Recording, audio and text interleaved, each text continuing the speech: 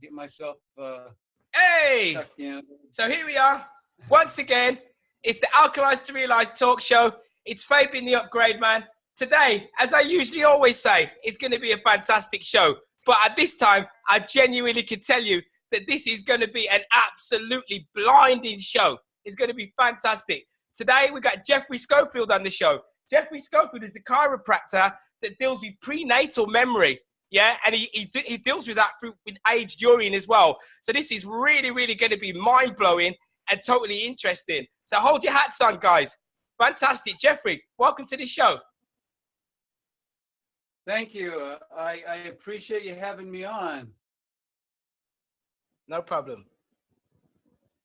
Yeah, it's great. Yeah, glad. Let's roll, bro. Yeah. We're glad to have you on the show. So we're going to just start with this prenatal memory. I seen a video previously on another show, and We Do Wanderers. We plug that. Great show, right?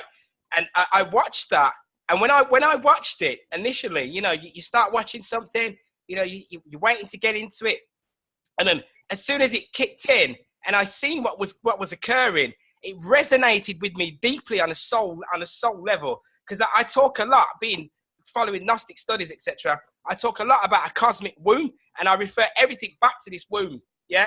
So then to see you doing what you are doing, I've resonated with it instantly, and it's not just resonated with it. I had a total deep understanding of the way that it would feel for you, because I could feel it, how it would feel for you, just understanding that the scenario, because waters are feminine, etc. And waters are our mothers. We sit in the water, the darkness, I call it 0 point darkness, for 9 months, and we store age when it hits its threshold point of pH 9, just as that 9 months that you were in the womb, and at that end of that 9-month period, you came out with enough power to burst through. And it's exactly the same with the age during as well. So to see what you were doing with the prenatal memory just blew my mind, and it was just fantastic and beautiful sight to see. So if you could just explain to me how you started with this prenatal memory, etc. I'll be happy to. The first time I went down under, I call it, it was in 1994, and I was a farmhand in Versailles, Missouri, taking care of mares, the Peruvian mares. So I had access to all this placenta tissue, and so I would take these placental tissues and put them in a 5-gallon bucket with a bunch of water and pour this into ice cube trays and put them in the freezer. And I'd throw 3 or 4 of those in my bathtub. So homeopathically, when I went down under the water and would do my rebirthing, and I was doing rebirthing with like the classic snorkel and a nose plug. Like Leonard Orr is the father of rebirthing, and everybody over there should know that Princess Diana loved to do rebirthing. She really reveled in it because it helped her a lot to stay focused or whatever. So, but these guys, they always use a nose plug. When they go down under with the snorkel, they curl up in a ball, and they usually have a facilitator. But when I was at this horse farm, I basically just curled up in my bathtub, and I'd already been doing rebirthing for several years. And I had the idea that when we was in the womb, we had fluid, our amniotic fluid, our pee, running through our nose and mouth. So what's the story behind the pain that we all experience when we get water up our nose? That was my basic question, because I understand pain to be just a frequency and a vibration, and that love is much more powerful than any pain we have. And if we can learn to love pain, we can overcome it. So pain is the capstone to memory. And so I asked the question, well, what is the memory behind this nasal pain that's so vehemently resisted by humanity when they go swimming or whatever, all the scuba divers, the snorkelers, whatever, they don't like get water or when we go swimming. So anyway, I went down under. It's in 1994. The first time I took the nose plug off and gently, one nostril at a time, just drew the bath water across my nasal membrane, stayed still in the fetal position with my snorkel so I could still breathe. but I was eliciting this nasal pain. Now, what happened was my belly button started to pulse. And it's done that every time I elicit this nasal pain since 1994. And so it's make a long story short, it's like layers of an onion. I started to peel into all of the unconsciousness. Actually, the contents of the unconscious mind are behind this nasal pain. Of course, the pituitary gland sits right behind there, and then in the middle of the brain's our pineal. So, as is known in the urine therapy community, when you drink your urine, it decalcifies your pineal gland. Well, back in 1994, I was just doing water, and I also was doing the horse placental urine blood bath thing in there. So homeopathic, I was taking some urine into my nose, but it was from the equestrian, the horse arena. And so that's how it started. And when I first started, I did it every night, and I would sleep so well. I called it my happy place. Once I elicited the nasal pain and my belly button pulsed, it was like I was back inside my mom. I was happy. I was just like, and my whole world at that point became on such a different frequency and wavelength than everybody else that I've been in the silence all these. Well, I won't say I've been silent. I've attempted many, many times to communicate the simplicity of this record that's inside of every one of us on this planet. Yeah. Yeah. Brilliant. And it's also, I mean, it tells you in the Bible, for example, it says, in order to enter the kingdom of heaven, you must become like a babe. Yeah. And my question has always been, it says, except you become as a little child, you shall in no wise enter into the kingdom of heaven. Same thing, my question has been kind of tongue in cheek because of how deeply I've gone into the memories. I go, well, how little? Yeah, and that's why people just don't get it. They couldn't get it. So I don't know if you've got any pictures of that, because it was just a fantastic sight to see when you were just curled up in that position. Because I have some understanding of that anyway, because I have seen companies actually, corporate companies selling, because they're using the subconscious mind, to sell adjustable beds, because what they do is they get their beds to go into the fetal position, so that elderly people can be sat in this fetal position, and then what they would do then is put like a massager into the bed as well, so that they would be relaxed and the blood circulation would be flowing. And I think that what that was doing is getting that person, putting them into I call like a theta brainwave state, which is allowing them to just be totally relaxed, something that they've never experienced before, because everything is just it's static. They never experience a 0 point. So they would use that as like a form of kind of black magic almost, because they would use it to profit from it rather than using it to liberate the human avatar, for example.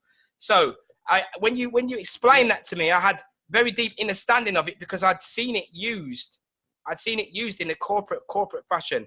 With me being awake, I'd seen them using it in that, and I'd also tried it as well. And I've also sat in that fetal position. I've created that fetal position to be into with the legs up, etc. And it does feel absolutely amazing. Yes. Yeah, there's many forms, like the sensory deprivation thing, where people float in Epsom salts and it's inside of like this round enclosure. That's the way that they're monetizing these memories, because I think everybody really wants to remember their wholeness when they were actually hooked up to their other half, their cord and placenta. And so when we're born, this cord and placenta obviously is no longer attached to us. Mm. And so the suppression of this memory when we were inside the womb is the primary focus of big pharma, any of the stuff that suppresses pain, immunizations, on and on and on, spanking children, child abuse. Yeah. Underneath all of it is this in uterine experience that we all went through. And so when we come out, we forget that, and then by the time we're 3 or 4, we forget all of that.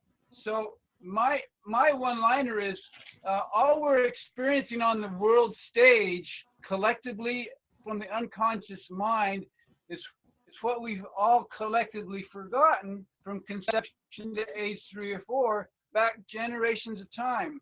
And in essence, time itself is nothing more or less than everything we've forgotten. Yeah. So let's talk about that word time just a bit, because when we're in the womb, we have a time clock, and this time clock grows as we grow, and it's called the placenta. That was our first time clock on the wall. So we've created this clock on the wall that runs our lives just like it did in the womb, but there's all this pain and pleasure that's imposed to block the actual memory of to be able to tap into this cosmic pulse that was activated when I breathed water at my nose way back in 1994. Yeah, and also because we, as I would term it, I just know it deep in myself, that we are in a womb anyway. We are in a cosmic womb, and the axis point, the axis mundi world tree, hyperboloid hourglass, which is at the center, is an umbilical cord, and there is a pulsing. It emanates from the center, and consciousness emanates from that center 0 point. And as you drift further away from it, consciousness actually falls. So what you're doing is a micro macro of this actual realm. So that is why I knew straight away that I would love to have been in your scenario, because to feel what you can feel, because you're putting yourself right up close to what I would term as the Great Mother. Right. And what I would like to just point out is, anybody can do what I did. It's so simple. Yeah. All you do is you curl up in the fetal position in a warm bath of water, and start out if you want with a snorkel and a nose plug, and go down under and just get used to what it feels like to be under the water. Many people have already done this with rebirthing, but when you take the nose plug off, you bring in the factor of the pain. Now, I want to talk about the origins of this pain-pleasure complex that we all experience in what we call the love triangle of relationships. Okay. Because it's mom, dad, and the baby.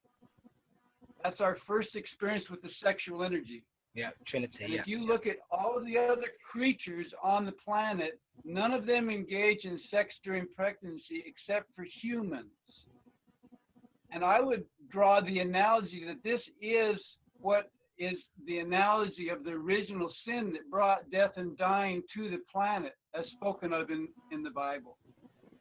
Yeah. And a loving creator gave us the death sentence for violating this original sin. And my line has always been, well, hey, man, what is it? We'll stop doing it so we don't have to die anymore. Yeah. Okay. We'll get it. We'll get it right. That's like that is the secret. Yeah. And it's buried in everyone's unconscious mind. So there's nothing new under the sun. This is just going to come bubbling out of everybody when they're ready. Yeah. Like it or not. Yeah. Well, I have also heard as well that, that a child should be born in water. They're supposed to be born underwater. I know people do the water birth, and they're supposed to come in through water, through those feminine waters. And then some people even go as far as to say that then they should be administered particular salts based upon the time in which they were born, astrologically, etc. They should be administered. Like if I was born in July, so I should be administered with calcium fluoride. This is another piece of knowledge that I've heard. And that does also resonate, because when a child is born now, we're talking about these sins, etc. They put them under this light, and they pretty much drag them out, and everything's surrounded by metal, everything's artificial. And that is why, from what I've seen, that is why the child is coming out screaming like that. And I've also seen that when a child is born, they should be coming out and they should be making the sound of ka, which is a natural sign in the universe, etc. And so I've seen that in the past, and I've done a little bit of studying into it, and it does seem to me that probably there is something in that to say that we should be birthing the child in water anyway. Yes, I agree. I've heard people will actually leave the cord and placenta attached. They won't cut it until it stops pulsing, or even leave it attached for 3 or 4 days and let it fall off on its own without cutting it. Yeah. Or you could do that in the water. You know, the baby, when it comes out, when it's a water birth, they come out with their eyes open and they're swimming around, and Yeah. you know, they're still getting oxygen from the mom because the placenta is still hooked to the uterus before it detaches. Brilliant. Amazing. And yeah, another thing I was looking at the other day is most babies, when they're born, they have this white film on their skin, and it's called vermix. And the first thing they do is get a towel and rub all this stuff off, you know. And anyway, so of course in the urine therapy community we do AIDS urine body rubs. So I would say just leave that stuff on there, rub it in there, you know. But we have all this. There's an unconscious resistance to snot and really slippery surfaces, because that's what it was like in the womb. And so there's this memory of being trapped inside this ball. And by the way, I think that's why with the flat earth movement, there's such a resistance by the globers, is because just because we started living inside a ball doesn't mean we live on a ball. But NASA was really easily program people into thinking we live on a ball because of the unconscious memories of when we lived inside a ball. Yeah, which is right. And then we are in. Yeah, and then there's the field as well, which is like a ball. So then there's probably is that because it's a sphere as well, because there's a sphere. You know, there's a disc inside of the sphere, etc. It's probably that, like you say. So probably that is the case. But could you just go back to when you were saying, you mentioned something about a trinity almost. You said about the Father, Mother, and a child, yeah? And you was talking about an original sin. Could you just explain that for me again, please? Absolutely. It's basically that when a woman is pregnant, we should honor the times of a woman and not even lay with her, and honor her, and don't give her heavy labor. I actually just met Dave Moore, who is well known in the urine therapy community at this Flat Earth conference. Yeah, brilliant man. Yeah, brilliant man. As I say. And I spent some time with David, and I actually gave him a copy of this book. This one right here is called the OSPI Bible. If none of you readers have ever heard of it, it's a very thick book. But it goes back 175,000 years of God's dealings with our planet. It was given in the 1880s to a dentist through automatic typing. But anyway, after being ridiculed for almost 20 years for saying that sex during pregnancy is the original sin based on what I'd been remembering with my belly button pulsing, I picked up this book, and it's basically it's a Bible. It's a scripture book, and it goes. And I went to the Guatemala lawgiver, and basically there's like 8 commandments, and the law of how to use the sexual energy. Originally, the "thou shalt not commit adultery" meant be loyal to your wife, but don't lay with her when she's pregnant. And this was the primary tenet of all of the ancient religions, just like the ancient cultures all believe the world is flat, you know, so the Masons came in and told them to live on the ball and were insignificant. But, one thing, I read a book, so basically, I've read so many books. Let's just go back to this one particular sin of sex during pregnancy. Okay. Because if you go onto Google and search sex during pregnancy, you're going to find that 99.99%, I may be the only voice speaking out for the fetal rights to a peaceful 9 months. But, you know, the old saying, we built this city on rock and roll. Well, there you go. And all you have to look to is the music, and you're going to find the fetal language. You only have to look to the guttural language to find what the fetus was trying to tell the mom and dad. And my you know, so the Creator condemned us to die for the original sin. So if you look at what we say in our words, this is the classic way that is spoken in anger in every culture. Generally has to do with the mom and bodily function, pissing, shitting, fucking, and eating or hunger pain. Yeah. So the classic line is, get off. This would be the fetus speaking to the dad and the mom. Well, primarily to the dad, because of course the fetus is most time doesn't have the dad around. Yeah. Get off me, you goddamn motherfucker. Well, yeah, because that's right. Because a lot of my occult studies, it would say that you see the child, the fetus, they decided, they was the one that was, they kind of decided what as they came back through to be reborn again and to be reset. They decided, the mum and dad, and decided what would happen. So that would fall in line with what you're saying through some of the teachings that I've taken in, and also as well, there is a part which says that we should abstain for 9 months. You see, we shouldn't be having, we should be putting our intention to the fact that we want to bring forth a divine child, and then we should be practicing, says right, we should be practicing transmutating our sexual energy and kind of reserving our seed in order so that it would grow and be stronger, so that we could bring forth a divine child. And we should be waiting 9 months to do that. Now that would fall in line with what you're saying about an original sin. Because absolutely, yeah. Now, in this book here, they talk about the life of Jesus, and this is very interesting as far as the virgin birth goes. In there, they say that the concept of a virgin birth was fabricated by the religious people that wanted to control the people. But in here, it says that Joseph was like 80 years old, and Mary was a very young virgin that was given to him of these scenes. And basically, she was a virgin when she got pregnant by Joseph, and then they didn't have sex during pregnancy because he was too old to get it up anymore. He wasn't for pleasure. He just basically was able to get her pregnant. So this could be one reason why Jesus was able to receive this cosmic life force and bring great teachings to us. Yes. Because he wasn't fucked up.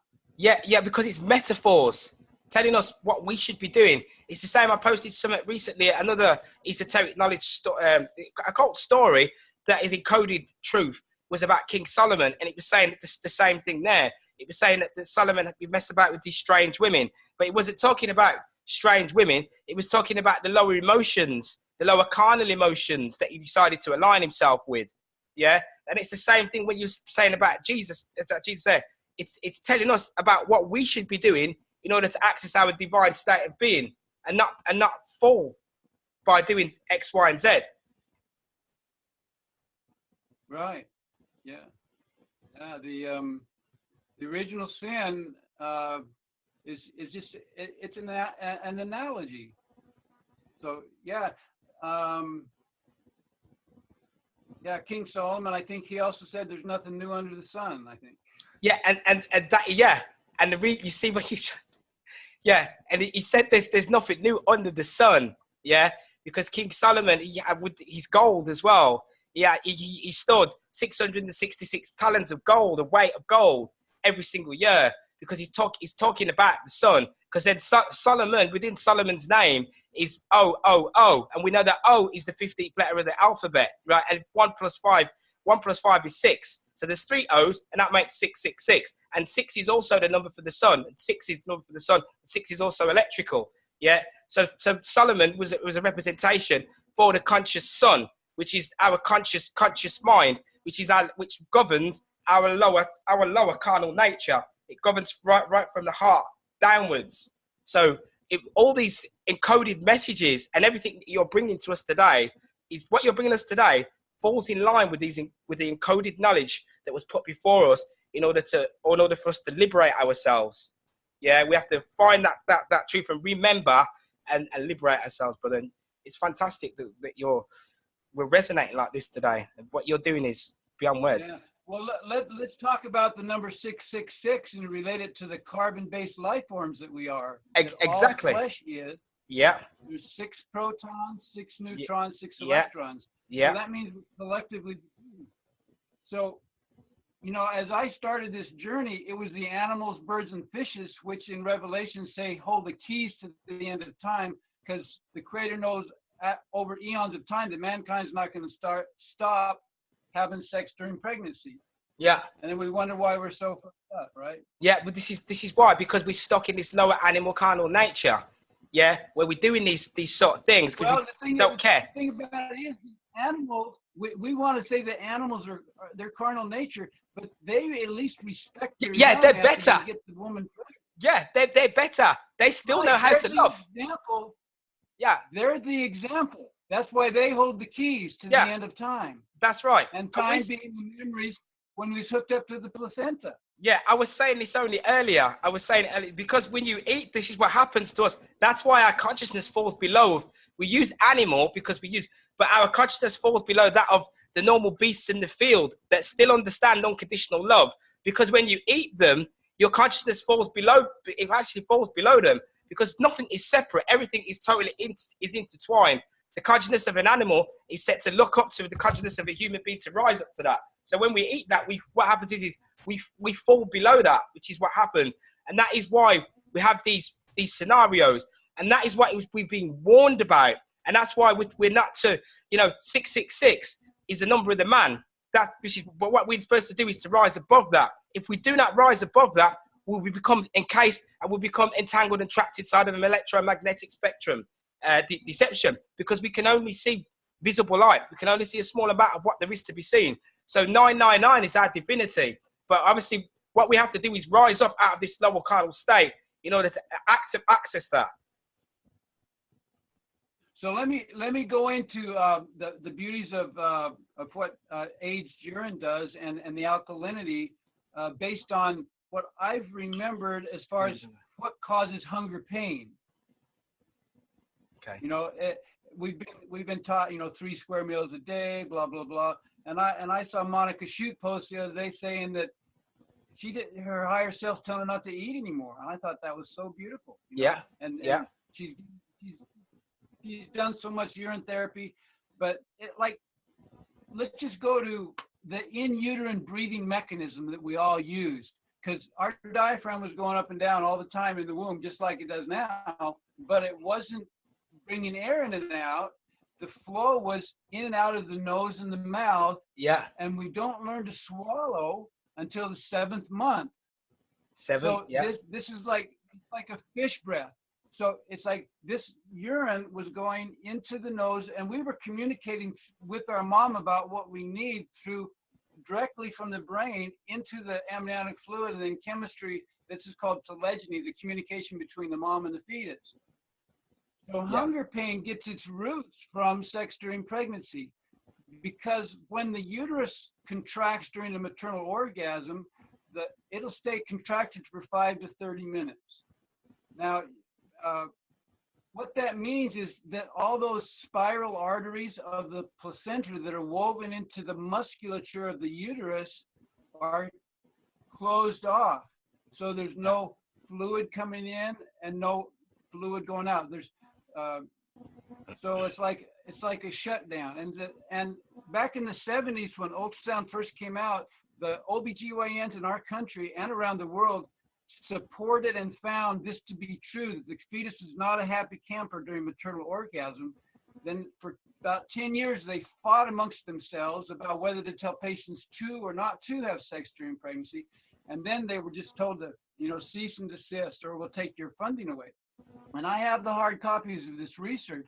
But basically what they found, and they had very primitive fetal monitoring equipment at the time, it was basically the fetal heart rate slows way down, almost like a yogi that, slows his heart rate way down. But this is something he already did once to survive the suffocating effect of maternal orgasm. But anyway, to start raising your vibratory rate with the alkaline, like with alkaline urine enemas, alkaline urine, bulb syringes or whatever, just a small amount, sleep with it as long as you can, and drink it, and also rub it on your skin. Yeah. Basically, your skin starts to drink the urine just like it did in the womb. And what's happening is we're putting the urine in from the inside, and then from the outside, you're feeding your skin too. And so it's basically awakening the time when you were connected to your other half.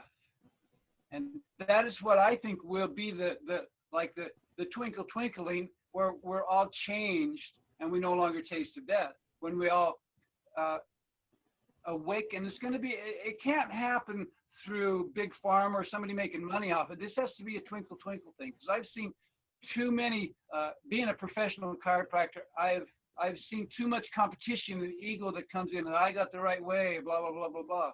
Yeah. And so, see, the doctors, they become the thing they need the most. They have a lot of internal pain, so they go around trying to keep everybody else's pain suppressed so they don't have to feel their own. Yeah. And I know a little bit about that because that's what I did. I did chiropractic for 6 years out in Arizona. Yeah. And I was top of my game. I was so good at getting everybody else out of pain. But then I went through my divorce. My whole reality was swept under the rug. And I was like, Moses in the wilderness, just like clay. I didn't know who I was, and I still don't. I'm changing so fast. Yeah. Especially with applying the principles of the urine therapy that I've recently started to do, like 6 months ago, maybe 7-8 months ago. But I learned about it through David Moore almost a year and a half ago, and I started doing it. And what's that? Sorry, what did you learn? Jeffrey, you just stop a minute. You said David Moore. What did you learn from David Moore a year ago? Year and a half ago. Well, he introduced me, number one, to the concept of the flat Earth. Okay. Then, as I was watching a bunch of videos about the flat Earth, I also was looking at a bunch of. I saw him talking about urine therapy, and so I was trying to wrap my head around two completely, opposite programming from what I'd been shoved down my throat for education, being highly educated, and so I want to talk about puking, because basically we have to unlearn everything that's been jammed down our throat in the aspect of our educational system. Because when we're in the womb, up until the 7th month, when we start to learn how to swallow, with the current 40 ultrasound monitoring equipment, they can tell what direction the fluids are flowing in and out of the nose and the mouth.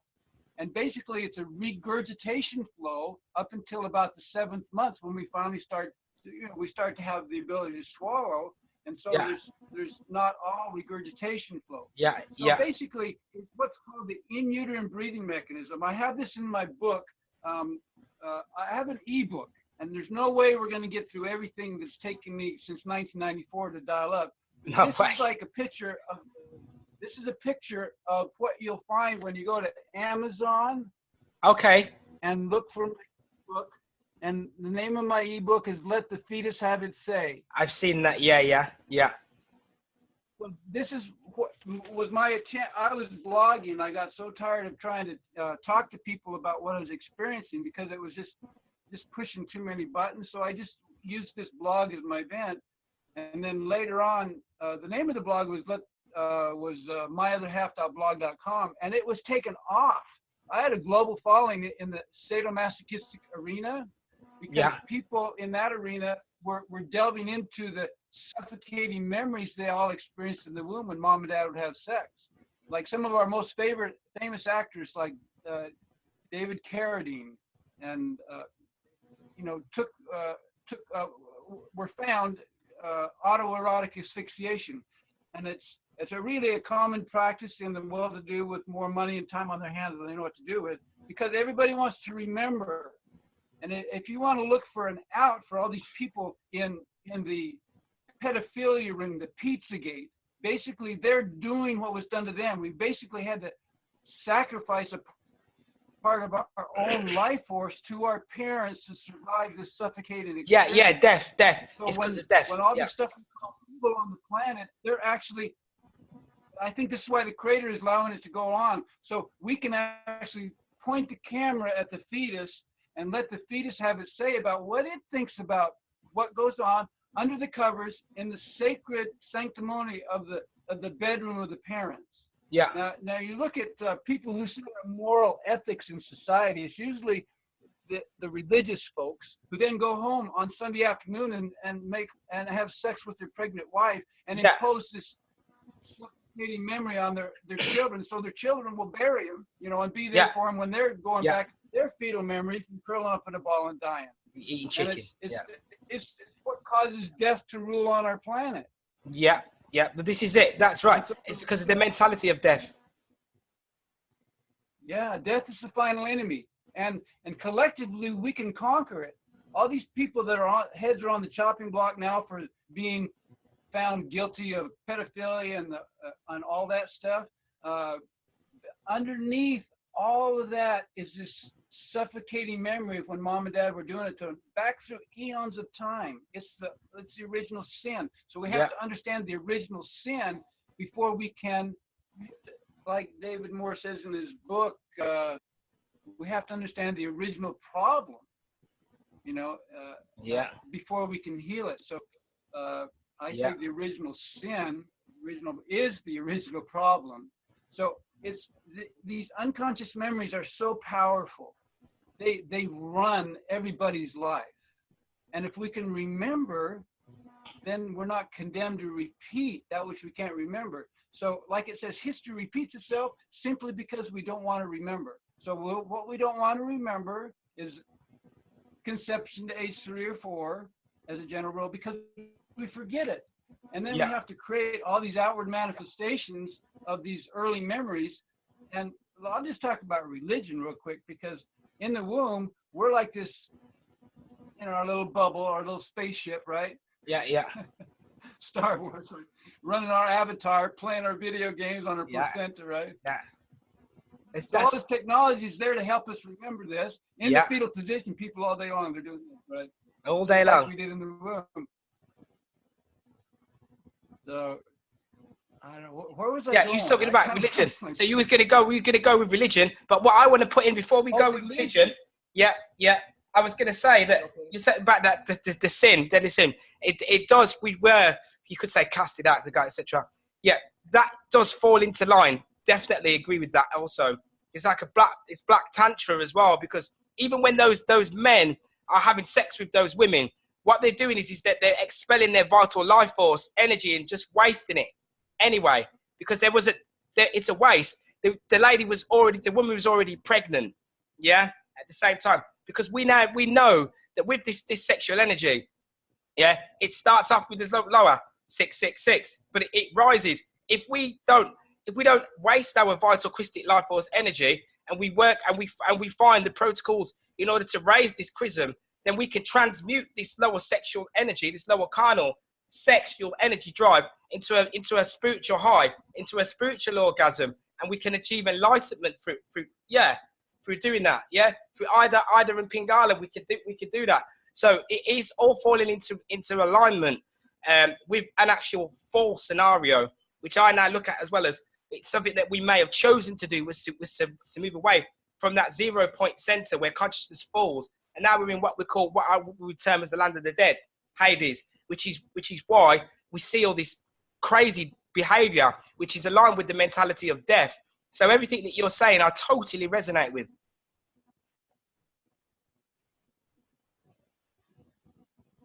Oh, thank you.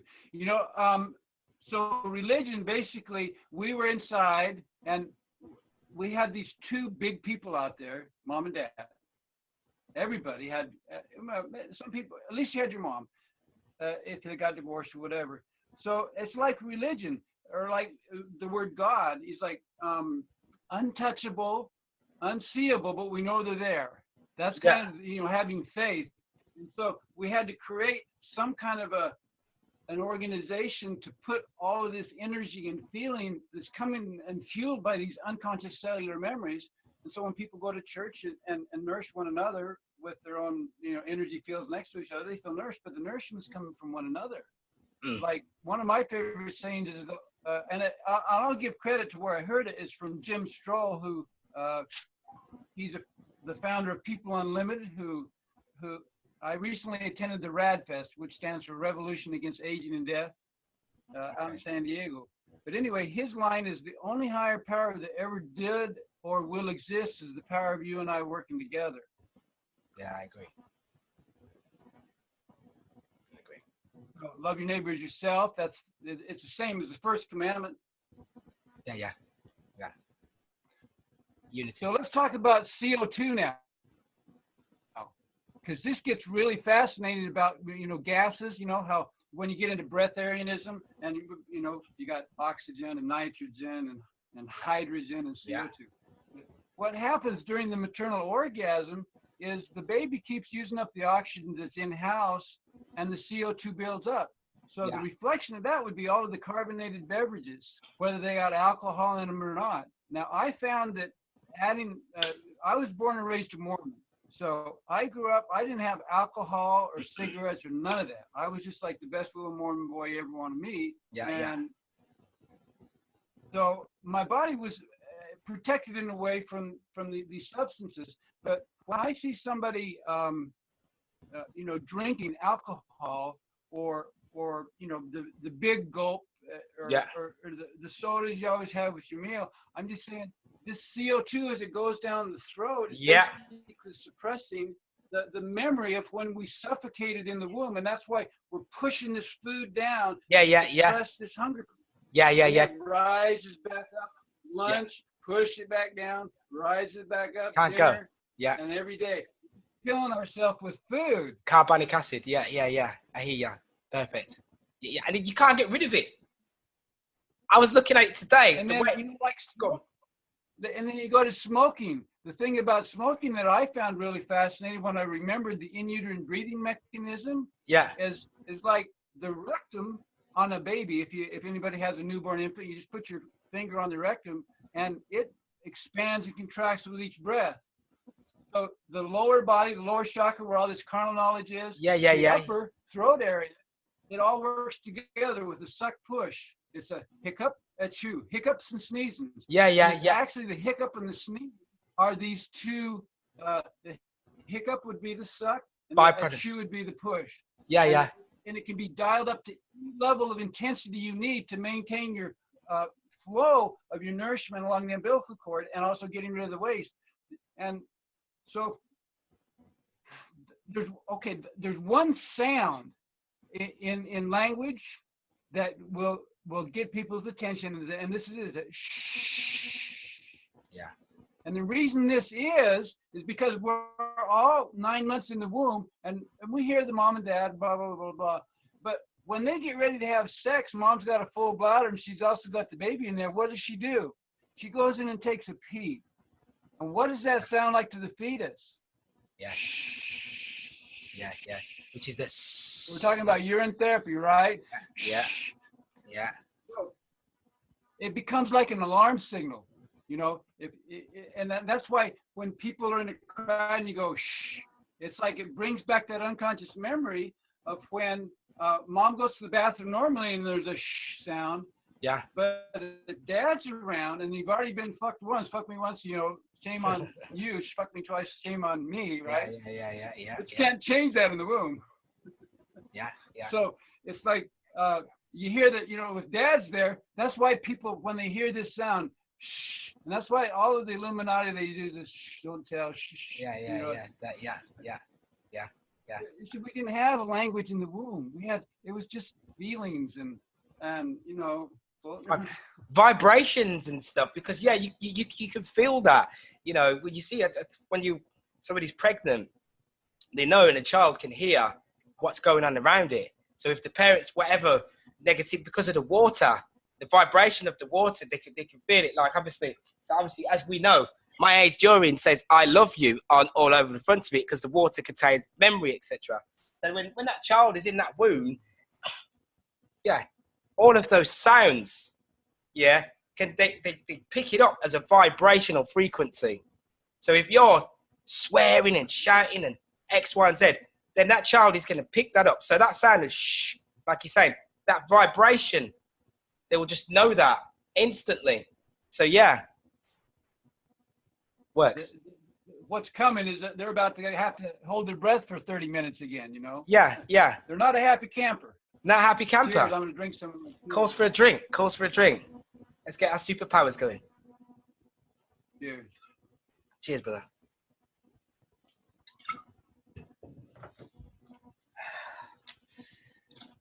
Well, let me just share just how fantastic this urine therapy has done for me on a level that I've been trying to heal ever since I first breathed water up my nose. And this just happened about a week and a half ago. I was spanked for wetting the bed till I was 8 years old by my dad, who was a plumber and a pipe fitter, and damned if anything his was ever going to leak. Yeah. And by the way, my dad's ancestors come from Sheffield. Okay. Now look at that. Small world, so they say. And it's iron workers, right? That's all iron worker industry. Yeah, you got it. It's all still steel. Yeah. So I saw that on your Facebook page from Sheffield. I said, I'll be damned. Yeah, I live in Sheffield. In the middle of all those iron workers. Yeah. That's it. Yeah. So Steel City. That was fun to see that. But anyway, when spanking me didn't work, they got all tired of changing my bed and all that, laundry that goes with wetting your bed. They took me to doctors. Okay. And I became a doctor. I had a chiropractor. So you become But anyway, what these doctors did is they put acid in my bladder so it burned to urinate. And it burned like a motherfucker. I remember back when I was 8 years old. And so the other day I went on a urine fast. And because I just was so sick, I had no energy. I've been doing the urine therapy and my body dialed up this memory. Yeah. And about 4 days into it, I've been just urine, pee, body rubs, and distilled water. I was laying there taking a pee. I got like a gallon bottle by my bed with a funnel and a tube. I just lay there and stay in the fetal position and let my pee release, so I don't break up the pattern that is associated with the fetal position and how we all urinate every 30 minutes in the womb. Yeah. But anyway, I went back through the exact same feeling of what I did as a little boy, trying to be a big boy and stop wetting the bed and hold my pee because they'd put all this acid in my bladder. So it created a tremendous amount of anger suppressing this in my being. I've been trying to heal my thyroid, which is associated with suppressed anger, for a number of years. So my thyroid is it's like the little boy Jeff is back. It's just like reset I can be really mechanism. animated, Yeah. Reset It's like mechanism. it's a reset. Yeah. You get a chance to go back and undo what you couldn't undo when you were being fucked up in the womb. Now, I was fucked up in the womb really bad. I'm not going to lie about that. But they had to keep dialing it up, even because we pee every 30 minutes in the womb. So I'm wetting my bed. I'm trying to, Yeah. unconsciously, this is the only way I could deal with it in the womb. Now, in my book, Let the Fetus Have It Say, one of the most brilliant things that happened to me was I remembered along this layer of onions of having a twin sister in the womb who died at the beginning of our 4th month together. Okay. After mom and dad had been separated for 3 months, right? No sex during pregnancy. And then we got back together. And my mom told me, I asked her what happened when I was in the womb. She sent me a tape and she said, my mom and dad were living up in the woods and dad was a lumberjack. Yeah. And anyway, my mom started to bleed after they had sex, and they'd been together about a month before my sister died and couldn't handle it because it was a struggle for the resources. Because when that uterus contracts, you're both trying to survive this experience. And, And she made it through four orgasms before she died out on the 5th one. And I found this out through muscle tests and applied kinesiology. It's like every part of my in-unit experience, I can dial it up on my fingers by yes and no questions. And anybody can do this because this record is inside of all of us. Yeah. It is the book of life. I even got how many times they orgasmed, how times they didn't, whether, But so as I've been unraveling this, interestingly enough, I would dial up work very exactly mirroring what my parents were doing when I was in the womb. I've done tons of work with wood. I've done, I live on a farm now with 30 acres I take care of here in the heartland of America near St. Louis. And I cut wood for the stove. Yeah. And, I'm a good carpenter. I'm a good welder. I'm a good cement man. I've done all the grunt work. After I left practice to heal myself, I basically dialed back into all the work of my ancestry, the iron workers and the cement finishers and all the blue-collar workers. And the reason we have this word work, it is a 4-letter word, by the way. Yeah.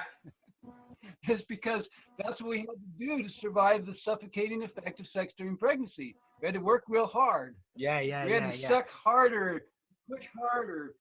And, Yeah. and this is what it looks like on the face, facial expressions. You can tell so much. This is basically when you're really being fucked and you can't get nothing in or out. This is what it looks like. Give me a kiss and give me a smile. And this is the hiccup, and this is the sneeze. Yeah. And Yeah. so it goes like this.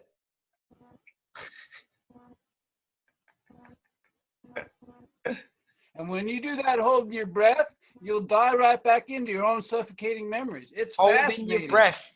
Holding your breath. It's all connected to the appetite, like you say. We weren't breathing in the womb. This glottis was shut off in the womb when we were surviving this fetal fluxation, I call it, which is a suffocating experience.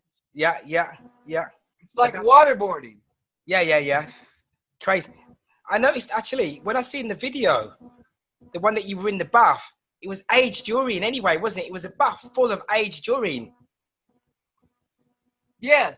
Yeah, Yeah. it was full. It was actually 2.5 gallons of aged urine mixed in with a warm tub of water. Yeah, yeah. Brilliant. It's like, it really goes, it goes to the next level with so many of the things I had learned earlier, like rebirthing and body electronics, which is called point holding. I spent a lot of time learning about point holding and iridology. I know about the iris and the map that it is. So it's like when I left practice, I used all the knowledge I gained helping other people, and it was like the creator just had me like heal myself. Physician heal thyself. I think it says somewhere in the good book. Oh yeah, yeah, without a shadow of a doubt. Everybody's their own savior. You can save yourself, and you can condemn yourself. Yeah, that's what the word means. And that's why we're in this mess. That is why it's like this. So the whole doctor consciousness is basically being a savior, and saviorism itself is a human construct, because Jesus had no intent of us, setting him up like that. That was just all fabricated stories. He taught the I am, and the true light within the heart. Yeah. And that's why I use so many I am statements. I am the way, the truth, and the life. Yeah. I am the resurrection and the life. And if you look at the word resurrection, it has the word erection in it. Yeah. And so let's talk about the sexual energy and learning how to rechannel it up. Like you've already mentioned it, but I've studied what's called the Tibetan rites. And it's about Tibetan monks that lived 250, 300 years, and they're out in the fields, young, 25 years old. Basically, they do these, it's kind of like yoga moves, but it's not yoga. But there's a book called The Eye of Revelation. If anybody's interested in, living a lot longer, you just have to do these rites every day. It's like an exercise. It can be implemented with urine therapy. There's so many things I've learned. Like I saw Harry Matadine the other day post about Pai Da Lajin. I don't know if you saw that or not. What was he posting? I've got a Pai Da Lajin where you slap yourself. Yeah. I don't know if you guys post slapping yourself and then stretching yourself. Yeah. But I actually did that. I actually built my own stretching table. But you can go online and find this information. But basically, when your body's going through all this healing from the urine therapy, you can move through the pain faster if you know how to do this stretching or know how to do these Tibetan rites. Yeah. So that's why I'm mentioning them as far as a tool to help you heal yourself. But the oxygen helps. The quicker you can move that energy through you, the quicker you'll get back. Now, having been spanked so much for wetting the bed, what I'd experience when I do these aged urine enemas is like it just burns right around the rectum. Because what we naturally do when we get spanked is to clamp the rectum down to block the pain. We grit our teeth and we clamp down. And that's, it's called tight asses. And we have a lot of them on this planet right now. But everybody has this wounded child inside. And so that's what I want to point the finger at. There's no guilt. There's no right or wrong. And for my flat Earth friends, I want to say I had a great time with you guys out in Denver recently. I really loved meeting Dave Moore. And when I was out there, every time I had a chance, here's a picture of me with Dave Moore. For those of you know who know Dave. Yeah. Here I am with. I seen that. Let's see. Let's get it right. I seen that picture. That's the one. That's the one. I seen that one. I was out in Denver. Yeah, Dave looking very There well. was about 200. There was like 300 or 400 of us out there. But as I would talk to people, I was promoting urine therapy. Yeah. And what I've come to understand that I'm sharing with you today, and like I told you earlier, this is like the first time I've really gone public on this type of forum, and I'm hoping that my brothers and sisters in the urine therapy community can receive this and start to utilize it. And I think we can really shift back to our whole self a lot quicker collectively than as lone identities. Yeah. So I'm happy to be like a resource for people if they have questions about doing it. But first off, read my book. Go to my Facebook page. The name of my book is there in my introduction, as well as my YouTube channel. My YouTube channel is Liam's Den, spelled like this. It's a combination of the word lion and lamb. Got that. Liam's Den. So anyway, in my intro, I basically, that's the only connection I have with the internet and the matrix is my ebook and my YouTube channel and Facebook. Yeah. Now, of course, I chatted quite a bit with Lee Robert Molson, who I know is your partner in this Alkalize to Realize live broadcast. I think it's great, and I really appreciate you guys. Thank you, brother. Well, I've been kind of scared to come out, I got to admit, because the deeper I dove into this unconscious memory of all the lower self, the more I realized that people weren't ready for it. And so I was, rather than bring all that stress into my life of pushing people's buttons, I just chose to keep changing myself. Yeah. So one of my favorite sayings is, I heal my world by healing, to change your world, heal yourself, or be the change you want to be. Be the change in the world. Yeah, I know the one. Yeah. It's been absolutely fantastic and a pleasure to have you on. It really has. Your message and what you're doing is, when you're bringing it out now, synchronization is perfect. It's the perfect time. We're now remembering the womb of creation. I really hope that it's not going to be repulsive to people. I know that my experience has been, and I kid you not, that I'm so out of the system that I don't even get junk mail. That's good. Nor do I. I have it go to I'm like a homeless person, but I'm protected. I have a beautiful setting. I got 30 acres, 15 acres of woods, 15 acres of pasture. A creek runs through it. I've seen it. I can look up at the stars. I can go down to my pond, and I have a teepee there that's built out of cedar scab, so a cedar lined teepee. I can go in there and put my feet in the mud, go down and drink water that just come out of the earth. I mean, I could live off grid real easy, but I also have a really nice home and a house that I'm down in my basement right now in my bedroom. And this painting here was done by Josephine. And it's a lovely painting. A depiction of the land of Oz when they come out of the woods. Yeah. Follow the yellow brick road to the center. Money, right?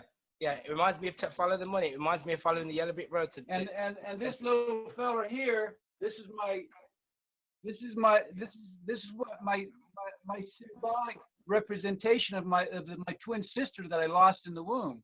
So this is my buddy. Oh, lovely. Got a little heart as well.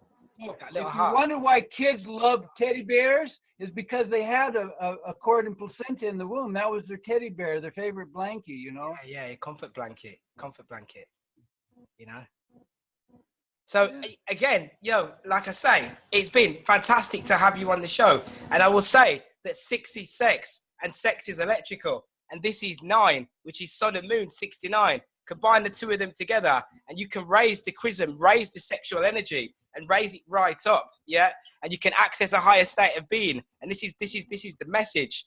This is the message. So people, you can find us at Alkalize to Realize talk show on YouTube. Please subscribe to that. The Blood of Christ Age During Therapy group. We are about to do an Age During Therapy challenge. It's going to be going on next week. This will be aired before that. So this Age During challenge that will start next week will run for 5 days, and we will all in the group learn a lot from that. It's going to be fantastic. I can't wait to get the ball rolling on that. I will be showing some of my own protocols and practices, because I haven't activated Kundalini. I don't mind, like you were saying, it's taken you a long time. It's taken me 20 years to come out into public and speak about who I am and what I can do, etc. So, you know, we're at the point now where it's a liberating time where we can all come together and you know, unify, and each individual soul brings something to the table. And by doing that and all unifying together, what we are doing is creating a new paradigm and a new earth. So, brother, I love you. And peace and love to everybody out there. So, guys, we'll see you on the next one. Fantastic. We'll speak to you soon, Jeffrey. Okay. Thank you so much. And God blessings to everyone. I bless everybody. Yeah, brilliant. See you soon, guys. Peace and love.